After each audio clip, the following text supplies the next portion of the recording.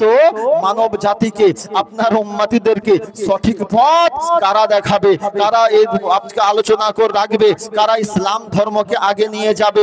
এ বেরাদার, আমার নবী পাক বলেছিলেন, শোনো শোনো, এ আমার সাহাবায়ে কেরাম মুসা নবীর ধর্মকে চালানোর জন্য, মুসা নবীর দ্বীনকে চালানোর জন্য যে কাজ অন্যান্য নবীদের থেকে নেওয়া হতো, আমার উম্মতিদেরকে আগে নিয়ে যাওয়ার জন্য রব্বুল আলামিন একই কাজ আমার উম্মতের প্রিয় বন্ধু যারা খোদার হবে তাদের থেকে সেই কাজ নেওয়া হবে। জোরে বলি সুবহানাল্লাহ, সুবহানাল্লাহ, সুবহানাল্লাহ। তারা হবে গাউস, তারা হবেন ওলি, তারা হবেন সাহাবী, তারা হবেন তাবেঈ, তারা হবেন তাবে তাবেঈ, তারা হবেন কুতুব, তাদের থেকে ওই কাজ নেওয়া হবে।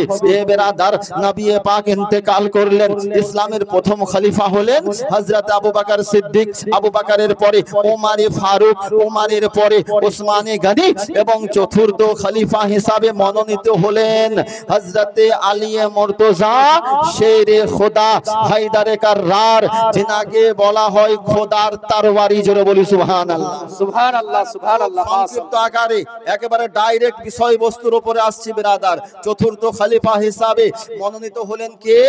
আলী মুর্তজা। এ মুআজ্জাজ মুহতারাম সামিনে কেরাম, পৃথিবীর বুকে ধর্মের অভাব নাই, বংশের অভাব নাই।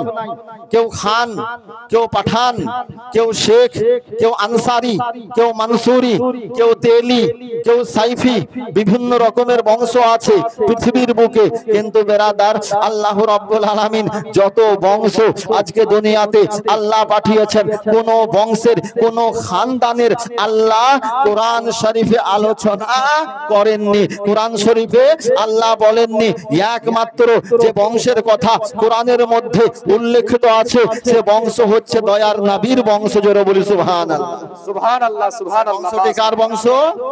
জোরে বলতে হবে, নবীর বংশ। আবু তালেবের ছেলে আলী মুর্তজা, তিনার মা হযরতে ফাতেমা বিনতে আসাদ রাদিয়াল্লাহু তাআলা আনহা। এ বেরাদার, মাওলাই আলী মায়ের পেটে আছেন, আর মাওলাই আলীর আম্মি জান হাতিমে কাবা, কাবা শরীফের পার্শ্বে তাওয়াফ করতেছেন। উঠিয়ে দেখুন, কিতাবের নাম তারিখুল খুলাফা, পিওর আরবিতে লেখা, কিতাবের রাইটার হযরতে আল্লামা জালালউদ্দিন সিউতি রাহমাতুল্লাহ আলাইহি, তিনি আপনার লিপিবদ্ধ করতেছেন যে মাওলাই আলীর আম্মি জান ফাতেমা বিনতে আসাদ, আসাদের বেটি ফাতেমা, ফাতেমা বিনতে আসাদ কাবা শরীফের চত্বরে আজকে তাওয়াফ করতেছেন। একবার, দুইবার, তিনবার, এমত অবস্থায় পেটে ব্যথা আরম্ভ হয়েছে, বেদনা আরম্ভ হয়েছে, যন্ত্রণা আরম্ভ হয়েছে। মাওলাই আলীর আম্মি জান খোদার দরবারে আরজ করতেছেন, ইলাহাল আলামিন, এই জায়গা পবিত্র জায়গা, এই জায়গা পাক জায়গা, এই জায়গা আজকে তোমার ঘর কাবা শরীফ অবস্থিত। আল্লাহ, হয়তো আমার প্রসাবের যন্ত্রণা আরম্ভ হয়েছে আল্লাহ গো, কিন্তু এই জায়গাতে কোনো দায়ী নাই, কোনো মাই নাই, কোনো হামসাই নাই। আল্লাহ, আমার দেখা ভালিটা এই সময় কে করবে? এ ব্রাদারান মিল্লাত ইসলামিয়া, এই জায়গাতে দুই রকমের রিওয়ায়াত আছে। কেউ বলেছে কাবা শরীফের পার্শ্বে আলীর জন্ম, আবার কেউ লিখেছেন যে মাওলাই আলী কাবা শরীফের ভেতরে তিনি আপনার জন্মগ্রহণ করেছেন। তো আমার আল্লাহ রব্বুল আলামিন আহকামুল হাকিমিন নিজের ঘর কাবা শরীফকে হুকুম দিলেন, এ কাবা আজকে দরজা খুলো, দরজা খুলে দাও, কেননা আমার একজন প্রিয় বান্দির পেটে ব্যথা আরম্ভ হয়েছে, আর যাকে আমি দুনিয়াতে পাঠাতে চলেছি সে কোনো সাধারণ বাচ্চা নয়। সঙ্গে সঙ্গে খোদার হুকুম পেয়ে আল্লাহর ঘর কাবা শরীফের দরজা অটোমেটিক খুলে গেল। জোরে বলি সুবহানাল্লাহ, সুবহানাল্লাহ, সুবহানাল্লাহ। কাবা শরীফের দরজা অটোমেটিক খুলে গেল। ফাতেমা বিনতে আসাদ রাদিয়াল্লাহু তাআলা আনহা কাবার ভেতরে প্রবেশ করলেন। যেমনই কাবার ভেতরে প্রবেশ করা, অটোমেটিক ঘর বন্ধ হয়ে গেল, দরজা বন্ধ হয়ে গেল। একদিন, দুই দিন, তিন দিন পর আমার হযরতে ফাতেমা বিনতে আসাদ মাওলাই আলী শেরে খোদাকে কোলে করে নিয়ে বের হয়ে আসছেন। জোরে বলি সুবহানাল্লাহ, সুবহানাল্লাহ, সুবহানাল্লাহ। তাহলে জন্ম থেকেই কেমন পাক ও পবিত্র ছিলেন আমার মাওলাই আলী। এ বেরাদার, আমরা জানি কোন মা যখন আপন সন্তানকে জন্ম দেয় সে নাপাক থাকে, সে পাক থাকে না, কোন মা আপন সন্তানকে জন্ম দেওয়ার পরে কোরআন শরীফকে হাত লাগাতে পারে না, কোন মা আপন সন্তানকে জন্ম দেওয়ার পরে কাবা শরীফকে ছুঁতে পারে না, কোন মা আপন সন্তানকে জন্ম দেওয়ার পরে নামাজ পড়তে পারে না, কোন মা আপন সন্তানকে জন্ম দেওয়ার পরে হাতিমে কাবার মধ্যে প্রবেশ করতে পারে না। কিন্তু মাওলানা আলী শেরে খোদা ফাতেহে খাইবার আল্লাহ আলীকে এমন তৈরি করেছেন এ বেরাদার যে আলীর জন্ম কাবা শরীফে। জোরে বলি সুবহানাল্লাহ, সুবহানাল্লাহ, সুবহানাল্লাহ। মাশাআল্লাহ। এবার যদি কেউ বলে যে আলীর জন্ম কাবা শরীফের ভেতরে, তাহলে আলী পাক ছিল না না পাক ছিল? জোরে বলেন একটু। আলী পাক ছিল না না পাক ছিল? আরে এরকম আলী পাক ছিল যে আলীর পাক পবিত্রতাই কোন রকমের সন্দেহের অবকাশ নাই। কেউ যদি সন্দেহ পোষণ করে আলীর পবিত্রতায়, তার নিজের জন্মের সন্দেহ তো থাকতে পারে, কিন্তু আলীর জন্মের কোনো সন্দেহ নাই, কোনো সন্দেহ নাই। আল্লাহ প্রথমেই এটা জানিয়ে দিলেন বিশ্ববাসীকে যে আলীকে আমি পাক পবিত্র করে পৃথিবীর বুকে প্রেরণ করেছি। 5 দিন অথবা 7 দিন অতিবাহিত হয়ে গিয়েছে। দয়ার নবী আমার গিয়েছেন মাওলানা আলীকে দেখতে। চাচি যান কই দেখে একবার দেখাও আলীকে। হযরতে ফাতেমা বিনতে আসাদের চোখে অশ্রু, চোখ দিয়ে পানি ঝরছে। চাচি যান আপনি কান্না কেন করছেন? বাচ্চা কি দেখতে খারাপ হয়েছে, কালো হয়েছে, না অন্ধ, কি এমন ত্রুটি বলেন? তো হযরতে ফাতেমা বিনতে আসাদ বলেন, ইয়া রাসূলুল্লাহ, ইয়া হাবিবাল্লাহ, ইয়া নবী আল্লাহ, নবী গো, আল্লাহ আমাকে একটি নূরানিময় বাচ্চা অবশ্যই দিয়েছেন, কিন্তু ইয়া রাসূলুল্লাহ আজকে কয়েকদিন অতিবাহিত হয়ে গিয়েছে। আজকে আমার নূরে নজর, আমার লাখতে জিগার, আমার কলেজার টুকরা আজকে আলী এখনো পর্যন্ত আমার চেহারাকে দর্শন করেনি। ইয়া রাসূলুল্লাহ সেটা তো অনেক দূরের কথা, এখনো পর্যন্ত আলী আমার স্তনে মুখ দিয়ে এখনো দুগ্ধ পান করেননি। তো ইয়া রাসূলুল্লাহ এত নূরানিময় বাচ্চা, এটা কি মাদার জাত অন্ধ? মায়ের পেট থেকে কি অন্ধই জন্মগ্রহণ করেছে? এ বেরাদার সরকারে দো জাহাঁ নবী মুস্তাফা আমার বলেন, শুনুন চাচি জান, আলীকে আমাকে একবার দেন। মাওলাই আলী শেরে খোদা আমার নবীর কোল মুবারকে, এ বেরাদার তো নবী পাক যেমনই আলীকে কোলে নিলেন, সঙ্গে সঙ্গে আমার আলী মুর্তজা চোখ খুলে দিলেন। জোরে বলি সুবহানাল্লাহ। আমার আলী কি করলেন? চোখকে খুলে দিয়েছেন। নবী আমার আলীকে দেখেন, আলী নবীকে দেখেন। এ বেরাদার নবী আমার কি করলেন? নিজের থুতু মোবারক, জোরে বলি সুবহানাল্লাহ, নিজের থুতু মোবারক আজকে নিয়ে মাওলানা আলীর মুখে দিলেন। আর সর্বপ্রথম পৃথিবীর বুকে খাবার হিসাবে যেটা গ্রহণ করেছিলেন মাওলানা আলী, সেটা হচ্ছেন দয়ার নবীর থুতু মোবারক। জোরে বলি সুবহানাল্লাহ, সুবহানাল্লাহ, যেটাকে বলা হয় লোহাবে দেহান। এ ব্রাদারানে মিল্লাত ইসলামিয়া, আপনার আমার থুকে আজকে থুকে কি থাকে? বিমারি থাকে, অসুখ থাকে, অন্যান্য দূরের কথা নিজের বাড়ির ঘরবালি এ বেরাদার কোন জিনিসে থুক ফেলে দিলে খাবে সেটা? খাবে না। কিন্তু দয়ার নবী মুস্তাফার থুক মুবারক এমনই বরকতময় এ বেরাদার, যেটাকে গ্রহণ করার পরে মাওলানা আলী শেরে খোদা বলতেছেন যে আমার পিপাসা শব্দটা নিজের হিস্ট্রি থেকে আউট হয়ে গিয়েছিল। বেশক, সুবহানাল্লাহ, সুবহানাল্লাহ। সর্বপ্রথম বড় হওয়ার পরে আলীকে জিজ্ঞাসা করা হয়েছিল, আলী তুমি এমনটা কেন করেছিলে? যে কেমন? যে তুমি জন্মের পরে কয়েকদিন ধরে মায়ের স্তনে মুখ দাওনি, তুমি মায়ের চেহারা দেখোনি, এটা কেমন করে তুমি করেছিলে? তো মাওলানা আলী শেরে খোদা বলছেন, শোনো এ নবী পাকের সাহাবায়ে কেরাম, যেদিন আলামে আরওয়াহতে আত্মার জগতে রব্বুল আলামিন মানব জাতির আত্মা সমূহকে সৃষ্টি করার পরে আল্লাহ রাব্বুল আলামিন যখন কাতার বাঁধিয়ে দিচ্ছিলেন, এটা নবীগণদের, এটা ওলিগণদের, এটা গৌসগণদের, এটা কুতুবগণদের, এটা আবদালগণদের, এটা কাফেরদের, এটা বেদিনদের, তো সেই সময় যেই জায়গাতে আমি ছিলাম, শুনো এ আমার প্রিয় নবীর সাহাবায়ে কেরাম, আমি সেদিন প্রতিজ্ঞা করেছিলাম, রব্বুল আলামিনকে বলেছিলাম, ইলাহাল আলামিন এই আত্মা জগতে সর্বোত্তম আত্মা যিনার হবে, ওই আত্মাকে যেন আমি পৃথিবীর বুকে দর্শন সর্বপ্রথম করতে পারি। সুবহান আল্লাহ সুবহান আল্লাহ জোরে বলা যাবে না? বেশক সব থেকে আজমতময় বরকতময় যিনার আত্মা হবে তাকে যেন দর্শন আমি প্রথম করতে পারি। আল্লাহ গো, দুনিয়াতে যাবার পর মায়ের চেহারা পরে দেখব, দুনিয়াতে যাওয়ার পরে বাপের চেহারা পরে দেখব, দুনিয়াতে যাওয়ার পরে বোনের চেহারা পরে দেখব, দুনিয়াতে যাওয়ার পরে ভাইয়ের চেহারা পরে দেখব, সর্বপ্রথম নবী মুস্তাফার চেহারা যেন আমি আগে দেখতে পাই। বেশক সুবহান আল্লাহ মুআজ্জাজ মুহতারাম নবী পাক সাহেবে লাউলাক সাল্লাল্লাহু তাআলা আলাইহি ওয়াসাল্লাতু ওয়া তাসলিম মাওলাই আলী শেরে খোদাকে আবার জিজ্ঞাসা করেছিলেন, আলী সর্বপ্রথম তো তুমি আমার লুয়াবে দেহান গ্রহণ করেছিলে, তো এর পেছনে কারণটা কি বলো? তো বলছে, ইয়া রাসূলুল্লাহ, আপনি তো সবই জানেন, কিন্তু আমার জবান থেকে আপনি শ্রবণ করতে চান। আমি আলামে আরওয়াহতে রব্বুল আলামিনকে বলেছিলাম, ইলাহাল আলামিন, মায়ের স্তনে মুখ আমি পরে লাগাবো, সর্বপ্রথম যিনাকে দর্শন করব সে নবী মুহাম্মদুর রাসূলুল্লাহ, যেটা আমাকে দান করবেন সেটা আমি গ্রহণ করে নেব।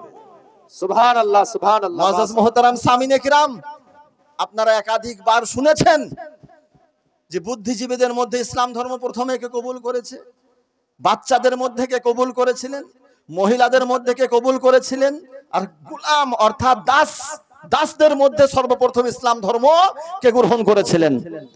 বাচ্চাদের মধ্যে যিনার হিস্ট্রিটা উঠে আসে তিনি হচ্ছেন হযরতে মাওলায়ে আলী। তিনাকে কাররামাল্লাহু ওয়াজহুল কারীম বলা হয়। তার কারণ হচ্ছে তিনি কোনোদিন মূর্তি পূজা করেননি, কোনোদিন মূর্তি পূজা করেননি। এ মুআজ্জাজ মুহতারাম সামিনে কিরাম, মাওলা আলী শেরে খোদা বড় হচ্ছেন তে কার ছত্র ছায়ায়? নবী মুহাম্মদুর রাসূলুল্লাহ। আকে যখন নবী পাক সাল্লাল্লাহু তাআলা আলাইহি ওয়াসাল্লাম জীবনের প্রত্যেকটা জায়গাতে আমার মাওলায়ে আলীকে সঙ্গে নিয়ে যাচ্ছেন, প্রতিটা জিনিস শিখাচ্ছেন। এই জন্য তো নবী আমার বলেন যে আনা মাদিনাতুল ইলমি ওয়া আলিয়ুম বাবুহা, আমি হচ্ছি জ্ঞানের শহর আর সেই শহরের দরজা হচ্ছে মাওলায়ে আলী। বেশক সুবহানাল্লাহ সুবহানাল্লাহ। সে শহরের দরজাকে মাওলায়ে আলী। নবী পাক আমার বলেন যে আনা মিনহু ও আনতা মিনকা, আলী আমার থেকে এবং আমি হচ্ছি আলীর থেকে। এ ব্রাদারান মিল্লাতে ইসলামিয়া, তো হযরতে মাওলায়ে আলী শেরে খোদা ফাতেহে খাইবার, এ মুআজ্জাজ মুহতারাম জীবনে কোনো যুদ্ধতে আপনার পরাজয় হননি। নবী পাক সাহেবে লাউলাকের কাছে এতই তিনি গ্রহণযোগ্যতা পেয়েছিলেন যে মাওলায়ে আলী কোনোদিন কোনো যুদ্ধে পরাজিত হননি। আল্লাহু আকবার কবীরা, সুবহানাল্লাহি বিহামদিহি, সুবহানাল্লাহিল আযীম। এ মুআজ্জাজ মুহতারাম সামিনে কিরাম, মানুষ কিছু আছে রং লাগিয়ে কথা বলে, রং লাগিয়ে, লেখাপড়া তো জানে না, কিরকম রং লাগিয়ে? মাওলায়ে আলী নাকি গরিব ছিলেন, খেতে পেতেন না, চাদরকে গিরবি রেখেছিলেন। কোন ইহুদির কাছে চাদর রেখে দিয়ে টাকা পয়সা নিয়ে এসে আটা কিনেছিলেন আর আটাতে রুটি বানিয়ে খেয়েছিলেন। কেউ বলে 3 দিন ভোকার্ত ছিলেন, কেউ বলে 4 দিন পিপাসার্ত ছিলেন। মুআজ্জাজ মুহতারাম সামিনে কিরাম, একটা কথা ভাববেন, মাওলায়ে আলী শেরে খোদা আবু তালেবের ছেলের নাম। আর আবু তালেবটা কে ছিলেন? আবু তালেব পুরো মক্কার জমিদারি ছিল তার কাছে। মক্কার জমিদারের ছেলের নাম মাওলায়ে আলী শেরে খোদা। মুআজ্জাজ মুহতারাম সামিনে কিরাম, তো তিনি কি গরিব হতে পারেন? তিনি কি ভোকার্ত ক্ষুধার্ত অবস্থায় রাত অতিবাহিত করেছেন? না, হিস্ট্রিতে এটা পাওয়া যায় না। মাওলায়ে আলী শেরে খোদা রাদিয়াল্লাহু তাআলা আনহু এক জমিদারের ঘরের ছেলে, আমার শেরে খোদা। তো ব্রাদার, সঙ্গে সঙ্গে যখন ইসলাম ধর্মটা গ্রহণ করলেন মাওলায়ে আলী, তো দয়ার নবী আমার বলছেন, শোনো হে বিশ্ববাসীগণ, আলীর যদি তোমরা ইক্তেদা করো তো কোনো দিন তোমরা পথভ্রষ্ট হবা না। বেশক সুবহানাল্লাহ। আলীর ইক্তেদা করলে পথভ্রষ্ট তোমরা হবা না। আপনারা তো শুনেছেন মাওলানা আখতারুল হাসানের কাছে বিবাহের ঘটনা, আমি ওদিকে যাব না। তো মাওলায়ে আলী শেরে খোদার বিবাহের বন্ধনে মা ফাতেমা আবদ্ধ হয়েছিলেন। তারপরে জন্ম কার হয়েছিল? ইমাম হাসান ওয়া হুসাইনের। এ বিরাদার, আর এই যে নবী পাক যে সার্টিফিকেট দিয়েছেন, এই সার্টিফিকেট সব থেকে বড় সার্টিফিকেট। সমস্ত সাহাবায়ে কিরামগণ আছেন, আবু বকর আছেন, ওমর আছেন, ওসমান আছেন, আলী আছেন, তলহা আছেন, বেলাল আছেন, হানজালা, সমস্ত সাহাবায়ে কিরাম আছেন। নবী পাক আমার বলছেন, শোনো আমার সাহাবায়ে কিরাম, তোমাদেরকে একটা কথা বলতে চাই। বলছে বলেন ইয়া রাসূলুল্লাহ। তো বলছে শোনো, এ তোমাদের মধ্যে একজন আছে যার নাম আবু বকর, জোরে বলি সুবহানাল্লাহ। যার নাম আবু বকর, এ আবু বকর কিয়ামত পর্যন্ত যত সিদ্দিকিন হবে, যত সত্যবাদীগণ হবে, সমস্ত সত্যবাদীগণের সরদার হবে আমার আবু বকর। তোমাদের মধ্যে উপস্থিত আছে ওমরে ফারুক। কিয়ামত পর্যন্ত যত বিচারকগণ জন্ম নিবে, সমস্ত বিচারকগণের বিচারপতি হবেন আমার ওমরে ফারুক। শোনো, দুনিয়াতে যে যাই তো দান করুক না কেন, কিন্তু ওসমানে গানির ধারে কাছে কেউ আসতে পারবে না। আর দুনিয়াতে আমার উম্মতির মধ্যে যত রাসূল হবে, যত ওলি হবে, যত কুতুব হবে, যত আবদাল হবে, যত আকতাব হবে, যত দুর্বেশ হবে, সমস্ত ওলিদের কমান্ডার হবে আমার আলী মুর্তজা, জোরে বলি সুবহানাল্লাহ। দয়ার নবী সার্টিফিকেট দিচ্ছেন, সমস্ত মহিলাদের কমান্ডার হবে আমার বেটি ফাতেমা, আর জান্নাতে সমস্ত যুবকগণের কমান্ডার হবে আমার হাসান ওয়া হুসাইন, জোরে বলি সুবহানাল্লাহ। সুবহানাল্লাহ সুবহানাল্লাহ। সার্টিফিকেট কে দিয়েছেন? নবী মুস্তাফা। আর নবী মুস্তাফা সার্টিফিকেট দেওয়া মানে গ্রহণযোগ্য হবে কি হবে না? একটু জোরে বলতে হবে। নবী মুস্তাফার সার্টিফিকেট গ্রহণযোগ্য হবে, এতে কোনো সন্দেহ আছে? এত সন্দেহ নাই যে পাহাড় আপন স্থান থেকে স্থানান্তরিত হয়ে যেতে পারে, সমুদ্র নিজের রূহকে পরিবর্তন করতে পারে, কিন্তু নবী পাকের কথা মিথ্যা হতে পারে? জোরে বলুন, মিথ্যা হতে পারে না। এ মুআজ্জাজ মুহতারাম সামিনে কিরাম, মাওলানা আলীর ঈমান দেখুন। আজকে নবী পাক কাফেরদের জ্বালা, কাফেরদের যন্ত্রণায় আজকে কাফেররা একের পর এক মক্কা মুকাররমায় নবী পাকের উপরে আক্রমণ করেছিল। আল্লাহর হুকুম হলো, এ আমার হাবিব, এ আমার বন্ধু, আপনি মক্কাকে ছেড়ে দেন, মক্কা ছেড়ে দেন, বাড়ি ঘর ছেড়ে আপনি সুদূর মদিনায় চলে যান, আপনি হিজরত করুন। এ মুআজ্জাজ মুহতারাম সামিনে কিরাম, নবী মুস্তাফা আমার বাড়ির মধ্যে আছেন। এমত অবস্থায় জিবরিল আলাইহিস সালাম দয়ার নবীর কাছে এলেন, ইয়া রাসূলুল্লাহ, ইয়া হাবিবাল্লাহ, ইয়া নবী আল্লাহ, খোদার কাছ থেকে একটা পয়গাম নিয়ে এসেছি, একটা বার্তা নিয়ে এসেছি। বলো বলো জিবরাইল, কি বার্তা এনেছো? বলছে ইয়া রাসূলুল্লাহ, আপনাকে এই রাত্রিতে বাড়ি ছেড়ে দিতে হবে, সমস্ত কিছুকে খায়রাবাদ বলে আজকে মক্কা থেকে মদিনায় হিজরত করতে হবে, হিজরত করে চলে যেতে হবে। নবী পাক বলেন, এটা খোদার হুকুম? বলছে হ্যাঁ ইয়া রাসূলুল্লাহ, আল্লাহর হুকুম। তো সঙ্গে সঙ্গে আর বিলম্ব না করে আমার নবী পাক ডাকলেন কাকে? হযরতে মাওলানা আলীকে। আলী কোথায় আছো? লাব্বাইক ইয়া রাসূলুল্লাহ। নবী গো, আমি উপস্থিত আছি। আলী, এক কাজ করো। বলেন ইয়া রাসূলুল্লাহ, কি কাজ করতে হবে? তো আলী, খোদার হুকুম হয়েছে আমাকে মক্কা থেকে মদিনায় চলে যেতে হবে, আমি হিজরত করব। তো আলী, তোমার জিম্মা একটা কাজ আমি রেখে যাচ্ছি। বলেন ইয়া রাসূলুল্লাহ, কি কাজ রেখে যাচ্ছেন? তো বলছে আলী, এ আমার ঘর, এ আমার রুমে যে চারপাই আছে, এই আমার বিছানায় তুমি শুয়ে যাও, আমার বিছানাতে শুয়ে যাও, আমার চাদরটা গায়ে দিয়ে আরাম করো। সকাল হবে, ফজরের নামাজের পর যার যার আমানত বাড়িতে রাখা আছে সবাইকে ডাকবা, তাদের আমানতগুলি ফিরিয়ে দিয়ে তুমি পুনরায় আমার কাছে মদিনায় চলে আসবা।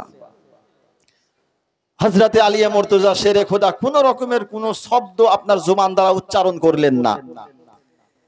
যে ইয়া রাসূলুল্লাহ, আমি পারবো না, যে কাফেররা পুরো বাড়িটাকে ঘিরে রেখেছে, হয়তো আমাকে তারা হত্যা করতে পারে, জানের ভয় আছে। নবী গো, এই জিম্মেদারি অন্য কাউকে দেন। কিন্তু না বিরাদার, ইয়ে মাওলানা আলী শেরে খোদা সঙ্গে সঙ্গে রাজি হয়ে গেলেন। ইয়া রাসূলুল্লাহ, আপনি যান, আমি সমস্ত আমানত আজকে সবাইকে বুঝিয়ে পরে আমি মদিনায় চলে যাব। হযরতে মাওলানা আলী শেরে খোদা বলছেন, সেই রাত্রিতে আমি এত সুন্দর ঘুম আমার এসেছে, জিন্দেগিতে আমি এইরকম কোনোদিন ঘুমাইনি। বেশক সুবহানাল্লাহ। কেন ঘুমাইনি? প্রতিটা মুহূর্ত তো জানতাম যে কুল্লু নাফসিন যায়কাতুল মউত, হর নফস কো মউত কা মজা চাখনা হে, সবাইকে মৃত্যুবরণ করতেই হবে, সময় সাপেক্ষে আল্লাহর কাছে সবাইকে ফিরে যেতে হবে। এ দুনিয়ার মায়া মমতা ভালোবাসা ইত্যাদিকে ত্যাগ করে দিয়ে খোদার ডাকে সাড়া দিয়ে যেতে হবে। আল্লাহর অটল ফায়সালা, আল্লাহর অটল কানুন। বড় বড় তুররাম খাঁ এসেছে পৃথিবীতে, সময় হয়েছে তারাও চুপচাপ বিদায় নিয়েছে। ইসরাইল আলাইহিস সালাম কখন চলে আসে এই ধর এই ভয় আমার অন্তরে আজকে ছিল। এ বেরাদার, মাওলাই আলী বলছেন নবী যখন বলেছেন যে সকাল হবে আমানত দিবা, এবার মদিনায় আসবা, তো যতক্ষণ পর্যন্ত আমি মদিনায় না যাব ততক্ষণ পর্যন্ত মালাকুল মউত ইসরাইল আলাইহিস সালাম আমার কাছে আসতে পারবে না। বলুন ব্রাদার, দুনিয়াতে কি এত বড় গ্যারান্টি দিতে পারবে যে ইসরাইল আলাইহিস সালাম আমার কাছে আসবে না? এখানে আমি আছি, বাড়ির মুখ দেখতেও পারি না দেখতেও পারি। আপনি এখান থেকে বাড়ির যেতেও পারেন না যেতেও পারেন, সময় হয়ে গেলে চলে যেতে হবে। মানুষ তো সব জিনিসের মধ্যে মতভেদ তৈরি করেছে। হাজী সাহেব, সব জিনিসের মধ্যে মতভেদ তৈরি করেছে। এই যে আজকে চাঁদ মোহাম্মদ সাহেব বলেন, গগনেরা রহিদুলেরা এই প্যান্ডেলটা করেছে, এটা কি মতভেদ নাই? এই সামনে দিয়ে ওখানে রাস্তা হয়ে গেল, মেয়ে ছেলে ওদিকে বসে, বেটা ছেলে দিকে, ভিড় হয়েছে না? এই নতুন একটা কেচ্ছা কাহিনী, ভিড় হয়েছে না? কে বলছে ওখানকার লোক আসছে না, কে বলছে ওখানকার আসছে না। মানে যতই ভালো করে একটা কাজ করেন নোক্তা চিনি করবেই, আছে না নাই? জোরে বলেন। আর এই জিনিসটা এই বর্তমান সময়কালে না আগে থেকে হয়ে আসছে। যেরকম একদিকে হক আর বাতিল, অন্ধকার এবং উজালা, এটাকে অস্বীকার করা যায় না। এই যে রাত্রি, এর পরে দিন হবে, এটাকে কেউ অস্বীকার করতে পারবে না। তো দ্রুপ এ বিরাদার, প্রত্যেকটা জিনিসের মধ্যে ইখতিলাফ বিরাজমান আছে, কিন্তু সকলে আমরা জানি এক জায়গাতে কিন্তু আমরা সবাই এক প্ল্যাটফর্মে নাই গো, সবাই এক জায়গাতে। হিন্দু বলেন, জৈন বলেন, পারসি বলেন, বেদিন বলেন, ইহুদি বলেন, নাসারা বলেন, মুসলিম বলেন, সবাই এক প্ল্যাটফর্মে। সেটা কি? কুল্লু নাফসিন যায়কাতুল মউত, মউত কা মজা হর নফস কো চাখনা হে। মৃত্যু সবাইকে গ্রহণ, এর স্বাদ গ্রহণ করতেই হবে। মুআজ্জাজ, দেখেন পৃথিবীর বুকে নবীকে নিয়ে মতভেদ নাই? নবীকে নিয়ে মতভেদ আছে না নাই? খোদাকে নিয়ে মতভেদ, আল্লাহর একাত্মবাদকে নিয়ে মতভেদ।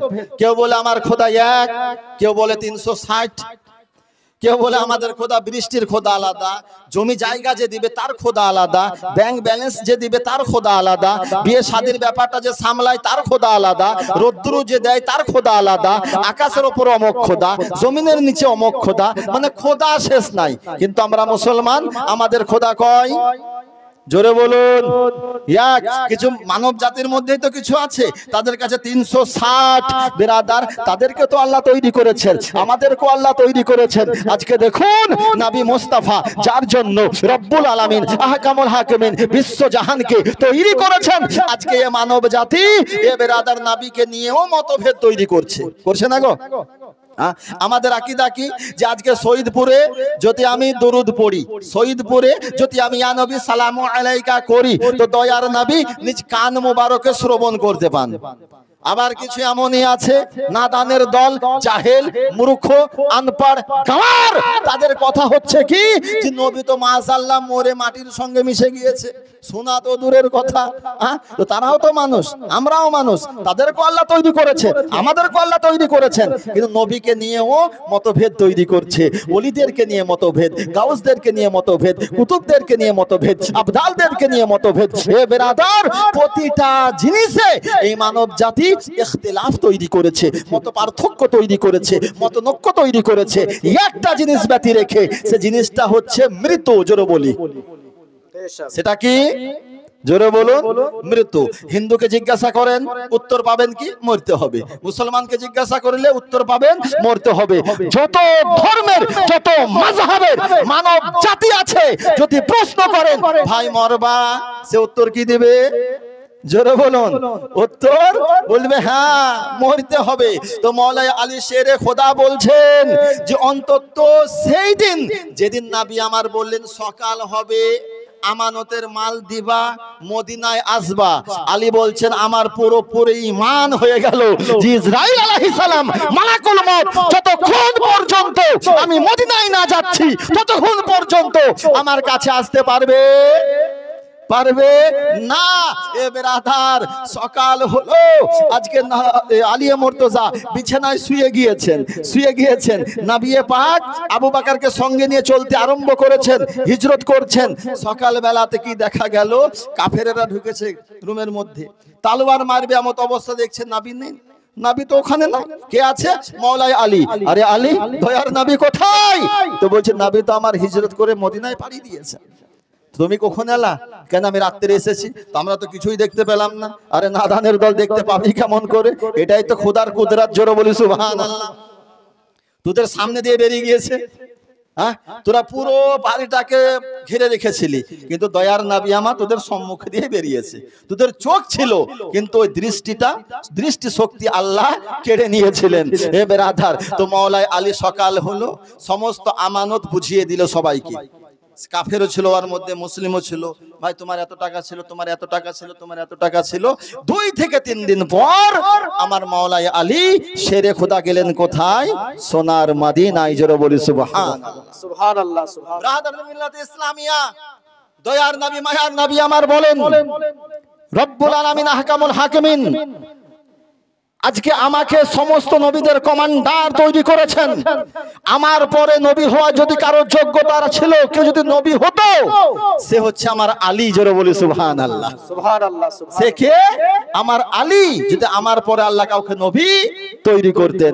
এ মুআজ্জাজ মুহতারাম সামিন একরাম, অনেক যুদ্ধ হয়েছে, অনেক যুদ্ধ, আর কোন যুদ্ধতে মওলাই আলী পরাস্ত হয়নি, ইতিহাসে খুঁজে পাওয়া যায় না।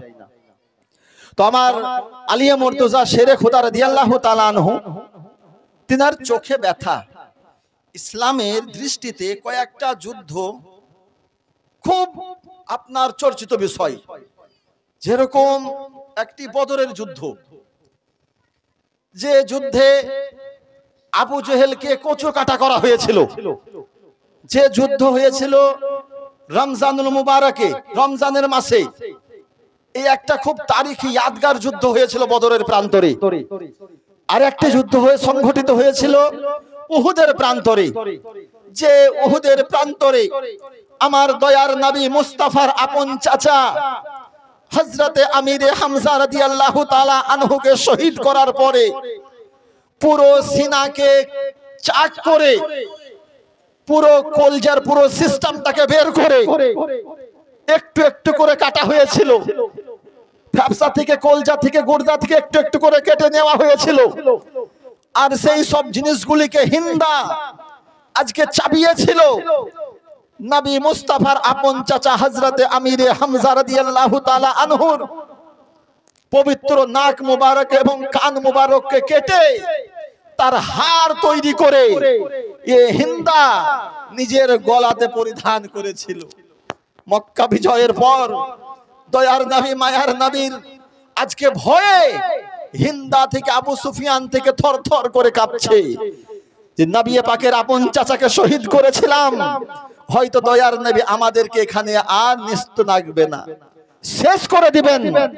নবী মুস্তাফার কাছে গিয়ে বলে হিন্দা, ইয়া রাসূলুল্লাহ, ইসলাম ধর্ম গ্রহণ করতে চাই। নবী আমার বাধা দেননি। নবী আমার তাকে মুসলমান তাকে বানিয়েছিলেন, কলমা পাঠ করিয়েছিলেন, কিন্তু বিরাদার নবী আমার বলেছিলেন, হিন্দা তুমি কোনদিন আমার সম্মুখে এসো না। আমি জানি তুমি এত বড় গুনাহ করেছিলে যে উহুদের প্রান্তরে আমার চাচা জানের নাক কান কেটে গলার হাড় তৈরি করেছিলে। শোনো, আমি ভুলে যাইনি, কিন্তু ইসলাম এ ধর্মটাই হচ্ছে আলাদা। রব্বুল আলামিন তোমার পূর্বের গুনাহ সমূহকে ক্ষমা করে দিয়েছে। শোনো এ হিন্দা, তুমি আমার সম্মুখে এসো না। কেন? যে তোমার চেহারা দেখলে আমি উহুদের কথা আমার জেহেনে চলে আসে, উহুদের কথা চলে আসে, আমার সম্মুখে তুমি এসো না। তো বিরাদার, সেটাও একটা ঐতিহাসিক যুদ্ধ হয়েছিল উহুদের প্রান্তরে, আর একটা হয়েছিল খন্দকের প্রান্তরে, খন্দক খোঁড়া, গর্ত করে, ওই একটা খুব বিখ্যাত ঘটনা। আর একটা হয়েছিল খাইবারের প্রান্তরে, জোরে বলি সুবহানাল্লাহ। খাইবারের প্রান্তরে সাহাবায়ে কেরাম প্রথম দিন আবু বকরের নেতৃত্বে, দ্বিতীয় দিন হযরত ওমরের নেতৃত্বে, কিন্তু এত তুমুল আপনার চলছে লড়াই যে আজকে ফয়সালা হলো না যে কে জিতবে, মুসলিমরা আগে আছে না কাফেরেরা আগে আছে।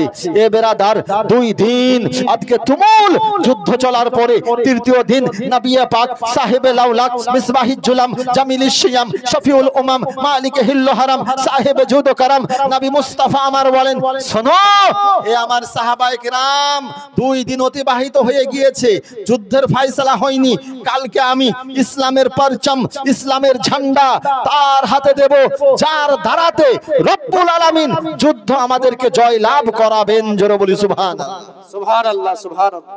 তার আগে দুদিন কেটে গিয়েছে, মুসলমানও শহীদ হয়েছে, কাফেররাও জাহান্নাম গিয়েছে, কিন্তু ফয়সালা হয়নি কারা জিতবে। এই আমত অবস্থায় তৃতীয় দিন আমার দয়ার নবী বলছেন, আইনা আবি আলী ইবনে আবি তালিব, আবু তালিবের সন্তান আলী কোথায়? একজন সাহাবী এসে বলছেন, ইয়া রাসূলুল্লাহ, আলী এই সময় এখানে উপস্থিত হতে পারবে না। নবী আমার বলে, কেন উপস্থিত হতে পারবে না? তো বলছে, ইয়া রাসূলুল্লাহ, আলীর চোখে ব্যথা, আলীর চোখে ব্যথা, আর ব্যথার কারণ তার চোখ দিয়ে অশ্রু ঝরছে, প্রচন্ড ব্যথা করছে আলীর আজকে চোখ। আমার দয়ার নবী বলে, আলীকে ডেকে নিয়ে এসো। मौला अली के डेके निये आसा हलो। अल्लाहु अकबर, सुबहानल्लाहि बिहम्दिही, सुबहानल्लाहिल आज़ीम।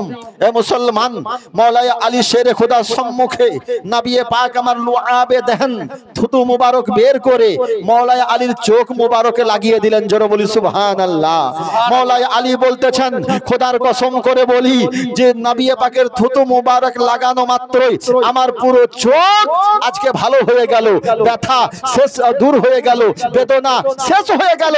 আমি দয়ার নবীর ইজাজত নিয়ে ইসলামের পরচম নিয়ে ময়দানে ঝাঁপিয়ে পড়লাম। জোরে বলি সুবহানাল্লাহ, সুবহানাল্লাহ, সুবহানাল্লাহ। অনেক বাহাদুর এসেছে, অনেক তুররাম খা এসেছে, অনেক বড় বড় পালোয়ান এসেছে, কিন্তু বিরাদার হযরত আলী মুর্তজা শেরে খোদা ফাতেহ খাইবার তিনার আশেপাশে কাউকে দেখতে পাওয়া যায় না।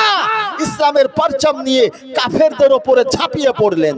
ও খাইবারের দরজা আপনারা শুনেছেন যে খাইবারের প্রান্তরে ও কিলার একটা দরজা ছিল, যে কিলার দরজা আজকে আলী মুর্তজা সে দরজাকে ঢাল তৈরি করে আজকে কাফেরদের সঙ্গে মোকাবেলা করেছিলেন। বেশক, আল্লাহু আকবার। আলীর জুলফিকার, আলীর তলোয়ার জুলফিকার যেদিকেই চমকায় গাজর মুলুয়ের মতো কাফেরদেরকে জাহান্নাম পৌঁছায়। জোরে বলি সুবহানাল্লাহ, সুবহানাল্লাহ, সুবহানাল্লাহ। শেষ পর্যন্ত আলী মুর্তজার নেতৃত্বে খাইবারের প্রান্তর মুসলমানগণ জয়লাভ করলেন। এ বিরাদার, মাওলাই আলী খাইবারের কিলার ওর দরজাটাকে ছুঁড়ে ফেলে দিলেন। পরবর্তী ক্ষেত্রে কিতাবের মধ্যে লেখা আছে যে ও দরজাটাকে 40 জন সাহাবী মিলে আর চাড়তে পারেননি। জোরে বলি সুবহানাল্লাহ, বেশক, সুবহানাল্লাহ। তাহলে আলী কত পাওয়ারফুল ছিলেন, কত ক্ষমতা আমার মাওলাই আলীকে রব্বুল আলামিন দান করেছিলেন যে দরজাকে 40 জন সাহাবী মিলে হটাতে পারলো না। আজ সে দরজাকে নিয়ে মাওলাই আলী ঢাল তৈরি করে যুদ্ধ করেছিলেন। বিরাদার, বেশক, সুবহানাল্লাহ। আল্লাহু আকবার কবীরা। এ মুআজ্জাজ মুহতারাম সামিনে কিরাম, এই জন্য তো হাদিসে পাকের মধ্যে বলা হয়েছে হযরতে মা আয়েশা সিদ্দিকা রাদিয়াল্লাহু তাআলা আনহা তিনার আব্বা জান হযরতে আবু বকর সিদ্দিক রাদিয়াল্লাহু তাআলা আনহুকে বলতেছেন, এই আব্বা জান একটা কথা জিজ্ঞাসা করতে চাই। তো আবু বকর সিদ্দিক বলেন, বলো বেটি কি জিজ্ঞাসা করতে চাও? বলছে, ইয়া আব্বা জান, হযরতে আলী মুর্তজার চেহারা, এই চেহারাটা কেমন চেহারা ছিল? তো কেমন চেহারা? তো আমার আবু বকর বলেছিলেন, শোনো আয়েশা, আলীর চেহারা দেখাও হচ্ছে ইবাদত। জোরে বলি সুবহানাল্লাহ, সুবহানাল্লাহ, সুবহানাল্লাহ। জিকির করা তো ইবাদত আছে, আলীর চেহারা দর্শন করা এটাও ইবাদত। এ মুআজ্জাজ মুহতারাম সামিনে কিরাম, হযরতে আলী মুর্তজা পুরো লাইফে, পুরো জিন্দেগিতে দয়ার নবীর নির্দেশ মোতাবেক নিজের জীবনকে বাস্তবায়িত করেছিলেন। আমাদের আপনাদের মতো ছিলেন না। জীবনে লাইফে কোনোদিন নামাজ কাজা করেননি, নামাজের আলোচনা মেলায় শ্রবণ করলেন, কিন্তু একটা কথা আমি বলেছিলাম, আপনাদের মনে আছে কি না আমি জানি না, বলেছিলাম বাবা যেমন আপনাদেরকে যে বলাটা কোনো বড় বাহাদুরি নয়, আমি আলাম বলে চলে গেলাম, এটা কোনো বড় বাহাদুরি নয়। বলার পরে তার উপরে আমল করাটা সব থেকে বড় বাহাদুরি। আমি আলাম বলে দিলাম, আল্লাহ বলেছেন কোরআন শরীফের মধ্যে 32 জায়গাতে, কত জায়গাতে? 32 জায়গাতে নামাজ পড়ো। কতক্ষণ লাগলো? কিন্তু বোঝা তখনই যাবে কত ধানে কত চাল, যখন প্র্যাকটিক্যালে আমি আদায় করতে লাগবে, নাকি গো? আর খাস করে যদি ঠান্ডার দিন হয় তাহলে মজাটা আরো লাগে। মুআজ্জাজ মুহতারাম, জীবনে কোনোদিন আমার মাওলাই আলীর নামাজ কাজা হয়নি। আল্লাহু আকবার। এক যুদ্ধের ময়দান থেকে চলে আসছেন, সঙ্গে আছেন আমার দয়ার নবী, মায়ার নবী, নবী মুস্তাফা। নবী পাক নামাজ আদা করে নিয়েছিলেন, সময় ছিল আসরের, নামাজটা নবী আমার অগ্রিম আদায় করে নিয়েছিলেন। আলিয়া মুর্তজার নামাজটা এখনো আদায় হয়নি। এমত অবস্থায় যুদ্ধের প্রান্ত থেকে ফেরা, শরীর ক্লান্ত হয়ে গিয়েছে, একটা মোটা গাছের নিচে ছায়াতে নবী আমার একটু বিশ্রামের জন্য সাওয়ারি থেকে নামলেন। আলী একটু আরাম করব। ইয়া রাসূলুল্লাহ, ঠিক আছে আরাম করেন। আলী তোমার পাটাকে বিছিয়ে দাও তো। মওলাই আলী পাটাকে বিছিয়ে দিল। তো নবী আমার পবিত্র মাথা মোবারক আলী রাদিয়াল্লাহু তাআলা আনহুর জাঙ্গের উপরে রাখলেন। নবী আমার আরাম করছেন, বাহ্যিক অবস্থায় চোখটা বন্ধ আছে, কিন্তু নবীর হৃদয় দিল জেগে আছে। নবীর চোখটা বন্ধ কিন্তু দিল জেগে আছে। কেন না বিরাদার, নবী পাক কোনোদিন গাফলাতের ঘুম ঘুমাননি। নবী আমার কোনোদিন গাফলাতের ঘুম ঘুমাননি। আপনি আমি যদি ঘুমিয়ে যাই তো আমাদের ওযু থাকবে কি থাকবে না? জোরে বলুন, থাকবে না। আর নবী পাক সাহেবেল আওলাদ, তিনি যদি আরাম করেন, চোখ যদি বন্ধ থাকে, যেটাকে আমরা স্বাভাবিক ভাষায় ঘুম বলি, তো তিনার ওযু থাকবে কি থাকবে না? নবীর ওযু থাকবে। তার মানে এখান থেকে দিবালোকের ন্যায় পরিষ্কার হয়ে গেল যে নবীগণ হচ্ছেন আলাদা, উম্মতি হচ্ছে আলাদা। নবী হচ্ছেন নবীর মতো আর উম্মতি হচ্ছে উম্মতির মতো। এবার যদি কোনো জাহেল, আনপড়, গাওয়ার, মূর্খ যদি ও নবী পাককে নিজের মতো বলে, বলুন মুসলমান তার ঈমান থাকবে? একটু হ্যাঁ হো করেন, ঈমান থাকবে? শরীয়তের দৃষ্টিতে তাকে ঈমানদার বলা যাবে? এটা হ্যাঁ হো করছেন না কেন গো? কোন মানুষ যদি বলে নবী আমার মতো, তাকে ঈমানদার বলা যাবে?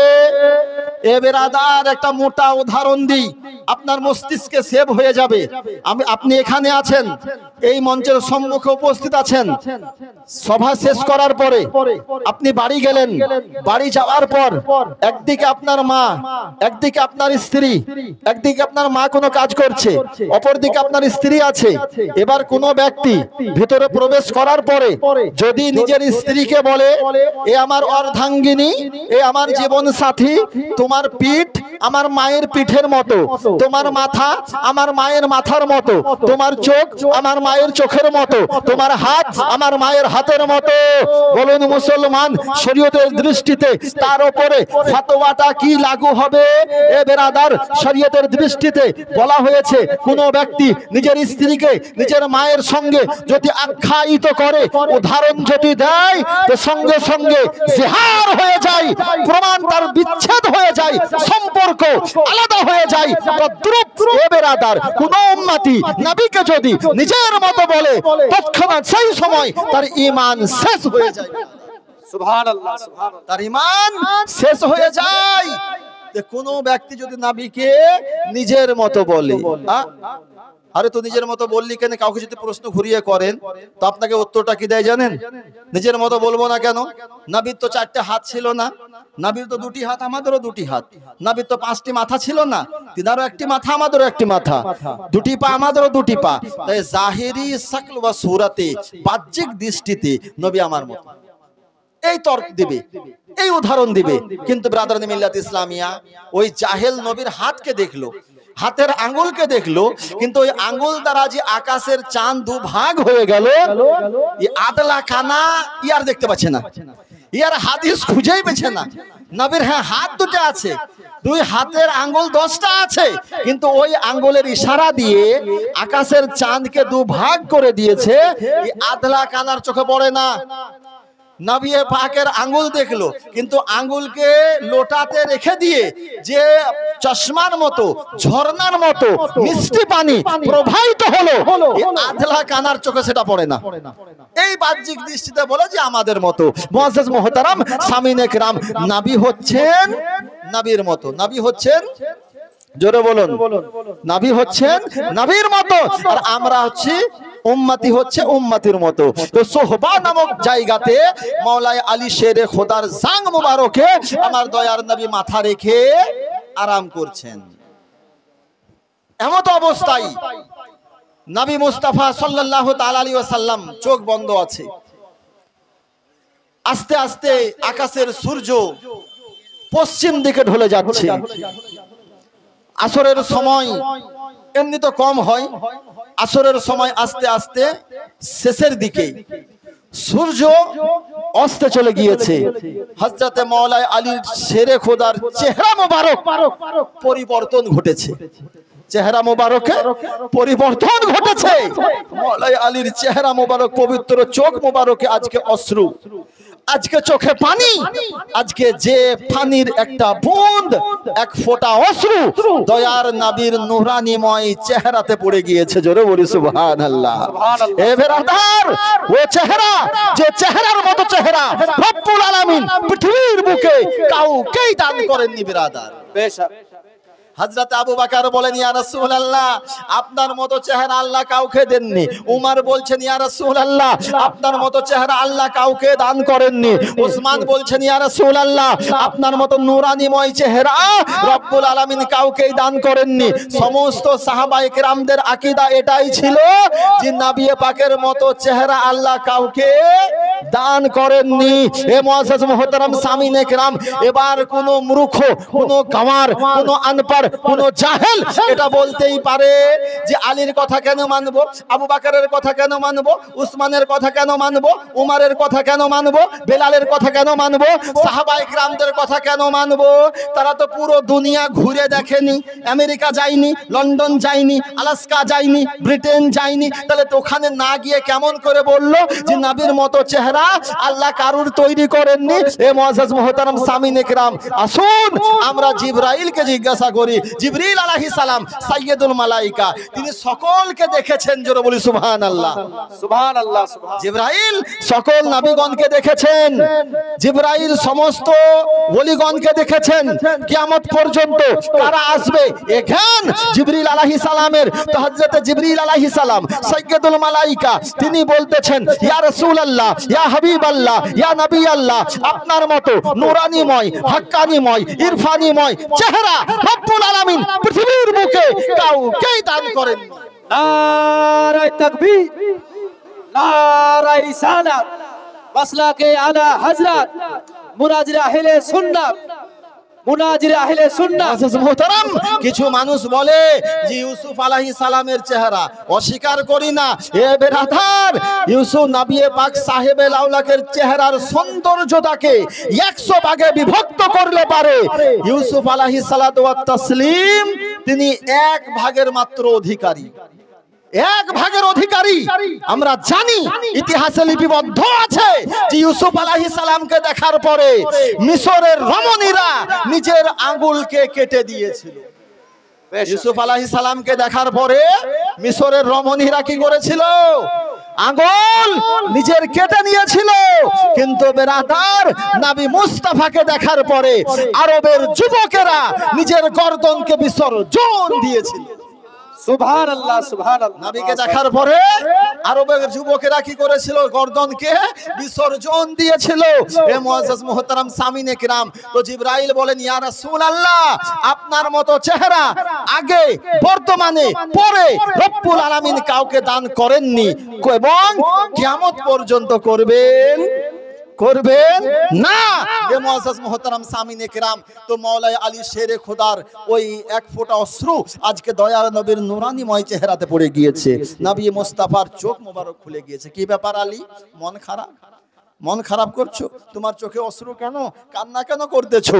বলছে ইয়া রাসূলুল্লাহ ইয়া হাবিবাল্লাহ ইয়া নবী আল্লাহ, একটা কথা বলো আলী। হ্যাঁ, বেঝিঝক তুমি বলতে পারো, কি কথা এমন?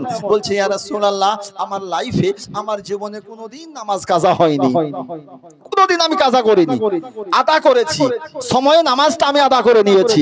তো নবী গো, সূর্য অস্ত চলে গিয়েছে, আসরের টাইমটা অতিবাহিত হয়ে গিয়েছে, কোনো ব্যাপার নাই, পরে আমি এটাই করে নেব। আরে আলী, তোমার মনে কি চাইছে বলো তো, কি চাইছো তুমি?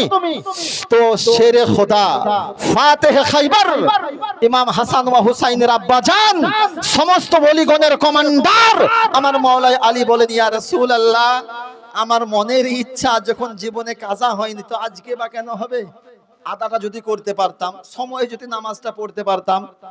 নবী মুস্তাফা কার নাম, নবী পাক কার নাম, এ নবীর পাওয়ার কত, এ নবীর ক্ষমতা কত। এ বেরাদার, আল্লাহ কোরআনে বলছেন ইন্না আ'তাইনাকাল কাউসার, নিশ্চয় হে নবী আপনাকে আমি অসংখ্য গুণাবলী দান করিয়াছি। এ বেরাদার, পৃথিবীর বুকে 1,24,000 মতান্তরে 2,24,000 নবীগণ এসেছেন, রাসূলগণ এসেছেন। কাউকে আল্লাহ একটি ক্ষমতার অধিকারী, কাউকে আল্লাহ দুইটি ক্ষমতার অধিকারী, কাউকে আল্লাহ 5টি মুআজিজাতের অধিকারী করে পৃথিবীর বুকে প্রেরণ করেছেন। সকল নবীগণ খোদার কাছ হইতে মুআজিজা নিয়ে এসেছেন। এ বেরাদার, কিন্তু আমার শাহিন শাহে জিবাকার, মাদানিকে তাজদার, আহমদ মুখতার, নবী ও কা সরদার, বিশ্বজাহানের মালিক ও মুখতার পয়গম্বরকে রব্বুল আলামিন মাথার চুল মোবারক থেকে নিয়ে পায়ের তালু মোবারক পর্যন্ত এ টু জেড মুআজিজাত করে পৃথিবীর বুকে প্রেরণ করেছেন। বেরাদার, তাকবীর, নারায়ে রিসালাত, মাসলাকে আলা হযরত আজমির হোসাইন মুজাদ্দিদি সাহেব বলুন জিন্দাবাদ। নবী মুস্তাফা সাল্লাল্লাহু তাআলা আলাইহি ওয়াসাল্লাম মুআজিজা নিয়ে একাধার অধিকারী, পুরো মুআজিজা হয়ে এসেছেন। তার মানে ফয়সালা আবার আপনাকে করতে হবে, জ্ঞান আপনাকে অর্জন করতে হবে, ঈমানকে সাক্ষী রেখে বলতে হবে। এ বেরাদার, যখন নবী পাককে আল্লাহ এরকম তৈরি করেছেন, তো যাবতীয় বিষয়ের জ্ঞান আল্লাহ নবীকে দিয়েছেন না দেননি? জোরে বলতে হবে, আর একটু জোরে। যাবতীয় বিষয়বস্তুর জ্ঞান আল্লাহ নবীকে শিক্ষা দিয়েছেন। এ বেরাদার, আমরা সুন্নি জামাতের মানুষ, আমাদের আকীদা, আমাদের বিশ্বাস, যাবতীয় বিষয়ের জ্ঞান রব্বুল আলামিন কোরআনে পাকের মধ্যে নিহিত রেখেছেন। কোরআনে পাকে আল্লাহ নিহিত রেখেছেন।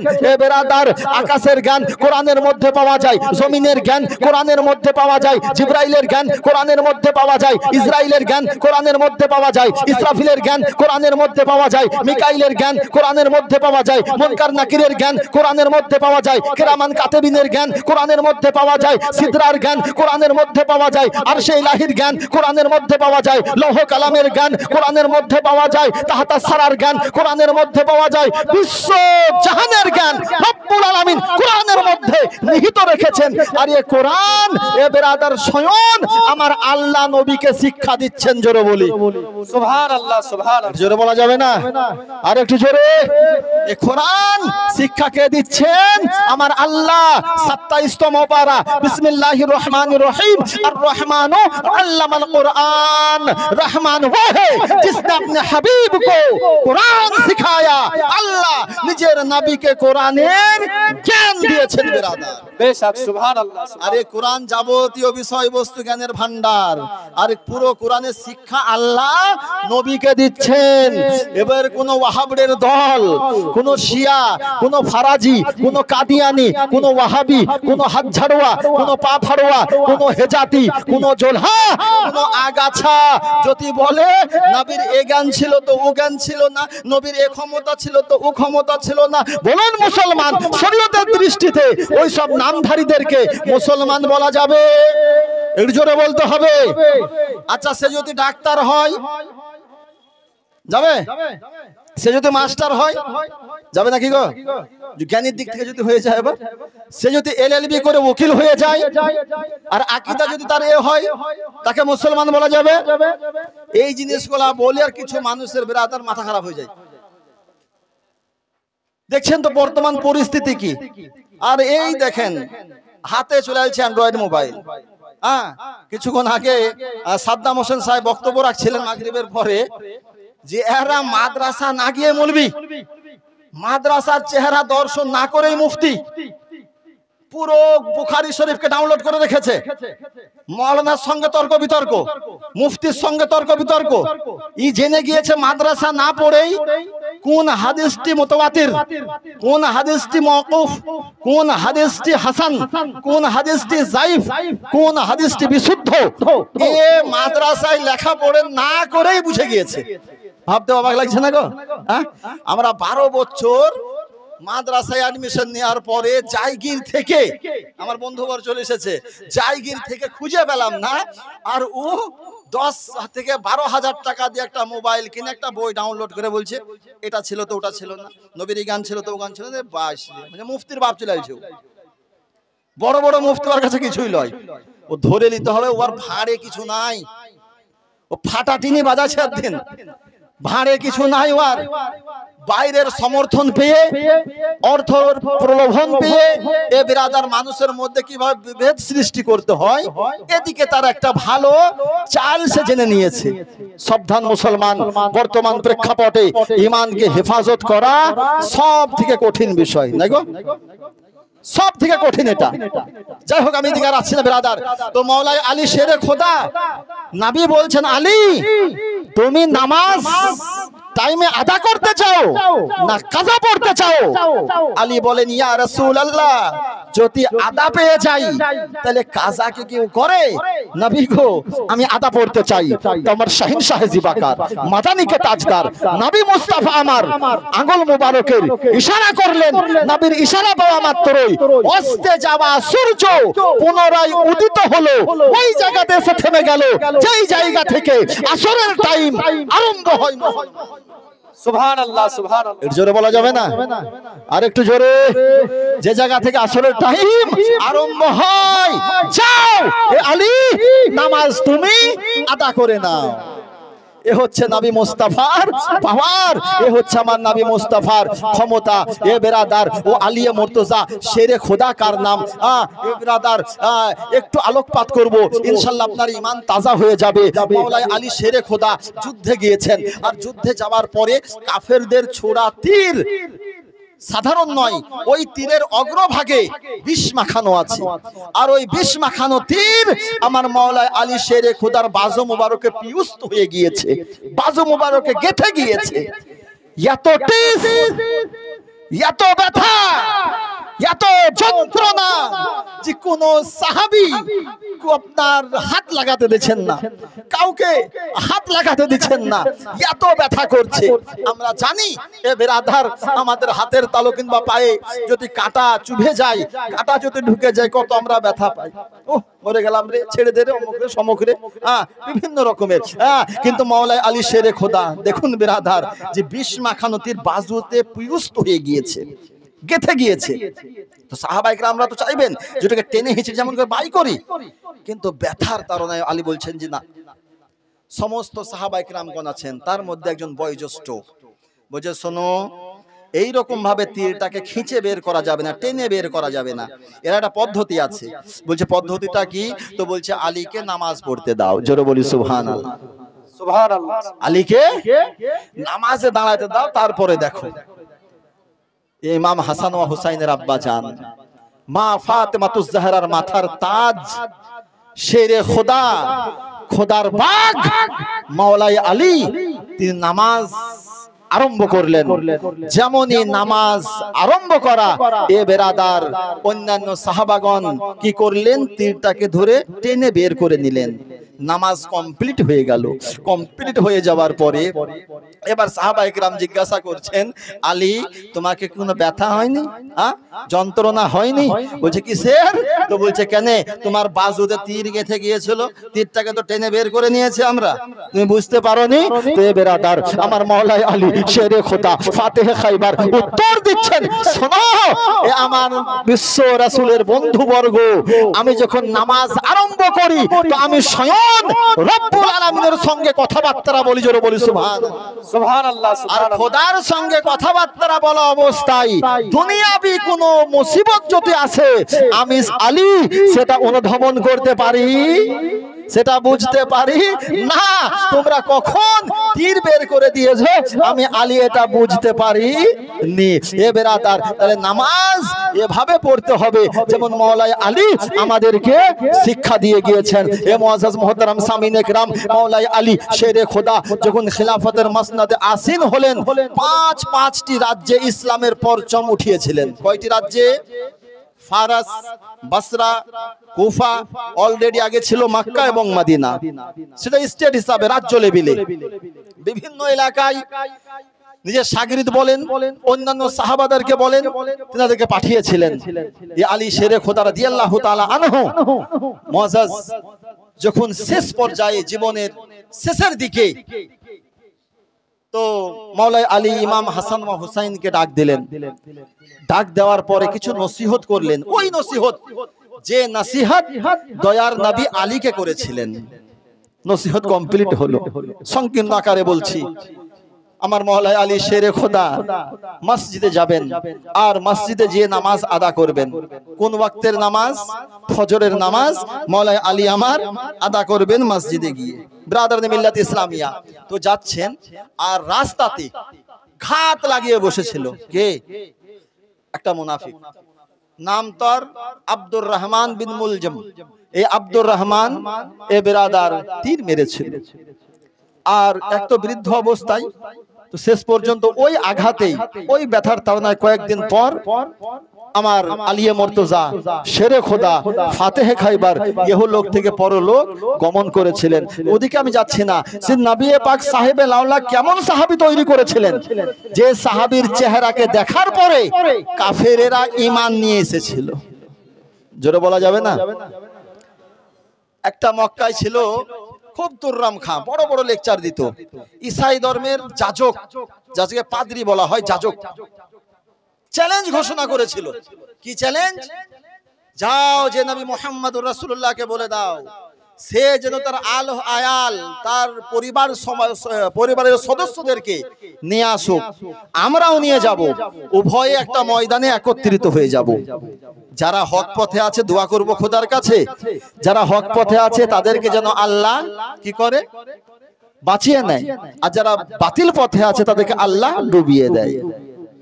নবী পাক সাহেবে লাউলাকের কাছে কথা গেল, ইয়া রাসূলুল্লাহ অমুক ধর্মের যাজক চ্যালেঞ্জ করেছে।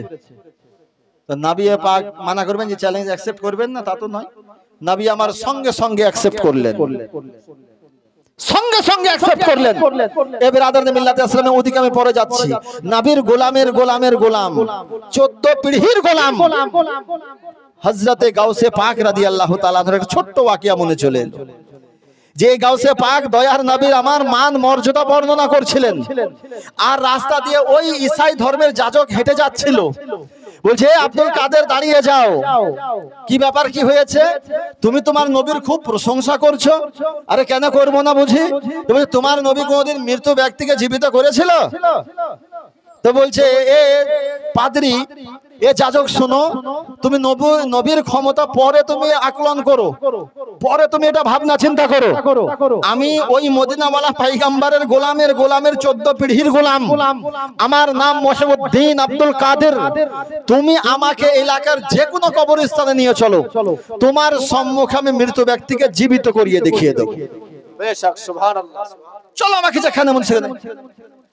তো পাদ্রী বলছে, তো ঠিক আছে আব্দুল কাদের, তুমি যদি মৃত ব্যক্তিকে জীবিত করতে পারো তো আমি কথা দিলাম যে আমি ইসলাম ধর্ম গ্রহণ করে নেব।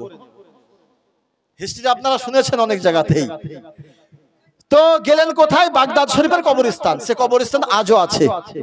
একটা পুরাতন কবরের দিকে ইশারা করলো ওই পাদ্রী, ওই অমুক জায়গাতে কবর, ওর মধ্যে যে আছে তাকে আপনাকে বের করতে হবে। তার আগে আপনাকে 3টা কথার উত্তর দিতে হবে। কি উত্তর? যে কবরের দিকে ইশারা করলাম, এ কবরের যে আছে এ পুরুষ না মহিলা? প্রথম। দ্বিতীয়ত, দুনিয়াতে এর কর্ম কি ছিল? 3 নাম্বার, এ পৃথিবীর বুকে কতদিন বা হায়াত ছিল? এই 3টি কথার উত্তর আপনি দিবেন, তারপর ওকে কবর থেকে বের করবেন। এ বেরাদার, আমার গাউসে পাক ছিলেন নাজিবুত তারফাইন, অর্থাৎ পিতার দিক থেকে ইমাম হাসানের বংশের, মায়ের দিক থেকে ইমাম হুসাইনের বংশের মাদার জাদ ওলি, আমার সমস্ত ওলিদের কমান্ডার আমার গাউসে আজম রাদিয়াল্লাহু তাআলা আনহু কবরের কাছে গেলেন। যাওয়ার পরে বলতেছেন, শোনো এ যাজক, এ পাদ্রী, কান খুলে শুনে নাও, যে কবরের দিকে তুমি ইশারা করেছো, এই কবরের মধ্যে কোনো মহিলা নাই, এই কবরের মধ্যে একজন পুরুষ আছে, তা সে মারা গিয়েছিল 100 বছর পূর্বে।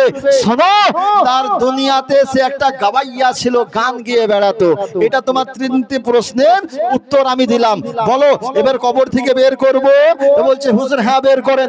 এমত অবস্থায় আমার গাউসে পাক রাদিয়াল্লাহু তাআলা আনহু কবরের পাশে দাঁড়িয়ে উচ্চারণ করলেন নিজের জবান দ্বারা, ওম বিইজনিল্লাহ, আল্লাহর নামে দাঁড়াও, আল্লাহর নামে দাঁড়াও, আল্লাহর হুকুমে দাঁড়াও। সঙ্গে সঙ্গে ও প্রাচীন কবর থেকে, এ বেরাদার, আজকে ও কবরের অধিবাসী বের হয়ে আমার গাউসে পাককে সালাম করতে লাগলো। সুবহানাল্লাহ, সুবহানাল্লাহ। আমার গাউসে পাককে সালাম আরজ করতে লাগলো। এ বেরাদার, বলার উদ্দেশ্য হচ্ছে এটা যে নবীর পাওয়ার তো অনেক দূরের কথা, নবীর গোলামের 14 পিঢ়ির গোলাম আমার গাউসে পাকের যদি এমন ক্ষমতা হতে পারে, তো আমার শাহিন শাহে জিবাকার, মাদানী কে তাজদার, আহমদ মুখতার, নবী কা সরদার, বিশ্বজাহানের মালিক মুখতার পয়গম্বরের পাওয়ার কত হতে পারে বেরাদার।